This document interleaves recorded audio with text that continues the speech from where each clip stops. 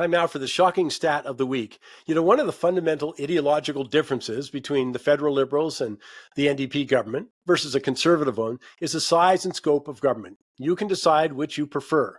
But what's rarely noted, by the way, is that the current Liberal government agenda of ever bigger government involved in more areas of society would also have been at odds with past Liberal governments like Paul Martin and Jean Chrétien, who focused on reducing government spending and eliminating the deficit.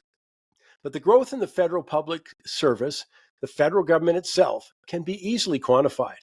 And that brings me to the shocking stat of the week. Now, this is despite promising not to run deficits above $10 billion when Prime Minister Trudeau was elected, and then it would be eliminated. As the National Post Tristan Hopper points out, that even after adjusting for inflation, federal government spending has increased from about $345 billion in fiscal 2014-15 to $535 billion this year. That's like a 50% jump.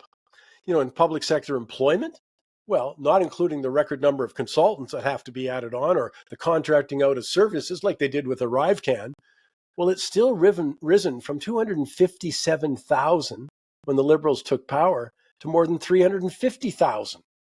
And as Parliamentary Budget Officer Yves Giroux states, in quotes, there was no evidence Canadians benefited from service improvements that justified the extra hiring. Interesting to note that departments met only about 54% of their goals, which they themselves got to set and were not ambitious.